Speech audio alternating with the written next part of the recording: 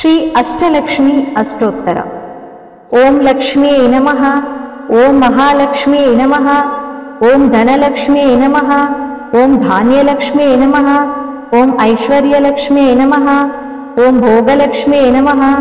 ओम त्यागलक्ष्मी नमः, ओम जयलक्ष्मी नमः, ओम वैराग्यलक्ष्मी नमः, ओम ज्ञानलक्ष्मी नमः, ओम धैर्यलक्ष्मी नमः,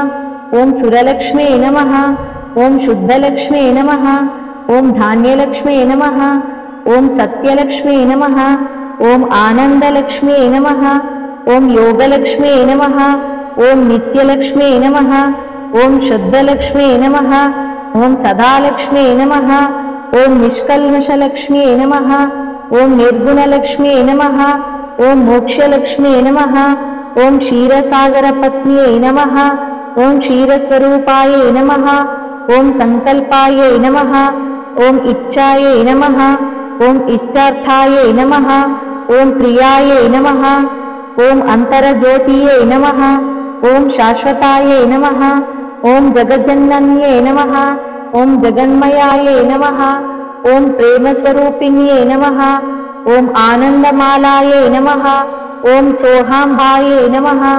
ओम सिद्धिबुद्धिप्रदायै नमः, ओम चित्तानन्दप्रसन्नायै नमः, ओम मुक्तिमार्गदायै नमः, ओम जीवन्मुख्यै नमः, ओम इडापिङ्गळासूक्ष्मायै नमः, हिरण्यगर्भधारिण्यै नमः, आदित्यनन्दायै नमः, काममोक्षायै नमः, स्त्रीसैक्य आदित्यशक्त्यै नमः, सर्वशक्त्यै देव्यशक्त्यै नमः, ओम कृतयुगरेणुकायै नमः, ओम त्रेतायुगस्थितायै नमः, ओम द्वापरायुग द्रौपद्यै नमः,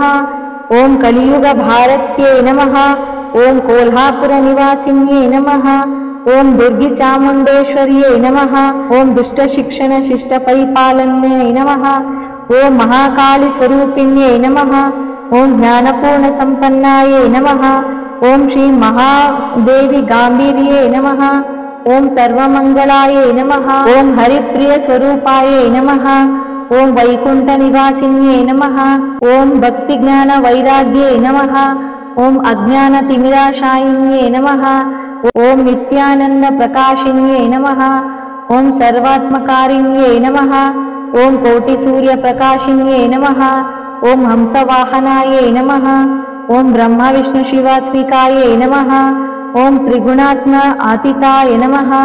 ओम सुगुणनिर्गुणवासिन्यै नमः, ओम कामधेनुकल्पवृक्षायै नमः, ओम शुद्धभक्तिप्रदायै नमः, ओम दीनजनबन्धुवे नमः, ओम चञ्चलायै नमः, ओम अचञ्चलायै नमः, ओम श्रेये नमः, ओम ज्ञानलक्ष्म्यै नमः, ओम स्थिरये नमः, ओम करुणायै नमः, ओम नित्यकल्याणस्वरूपिण्यै नमः, ओम परमपावन्यै नमः, ओम शुद्धब्रह्मस्वरूपिण्यै नमः, इह परलोकसाधिन्यै नमः, ओम मूलप्रकृतिस्वरूपिण्यै नमः, ओम साधुसज्जनपरिपालकायै नमः, ओम शरणागतरक्षिण्यै नमः, ओम सनातन्यै नमः, ओम हरिवक्षस्थलनिवासिन्यै नमः, ओम हस्ताय नमः, ओम हस्तामस्तकसंयोगाय नमः, ओम शोकमोहविनाशिन्यै नमः, ओम हृदयकमलहासिन्यै नमः, ओम लीलामानुषरूपिण्यै नमः, ओम महामायस्वरूपिण्यै नमः, ओम कामकलानिवारिण्यै नमः, ओम नित्यानित्यविवेचन्यै नमः, ओम विशालबुद्धिनिवासिन्यै नमः, ओम ब्रह्मविद्यनिवासिन्यै नमः, ओम भवरोगनिवारिण्यै नमः,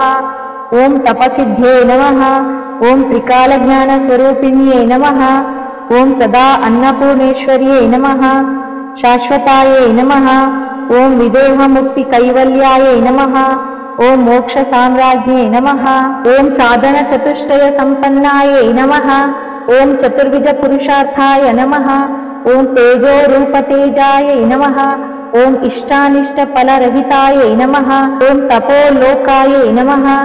इति श्री अष्टलक्ष्मी अष्टोत्तर संपूर्णम्। सर्वे जना सुखिनो भवन्तु।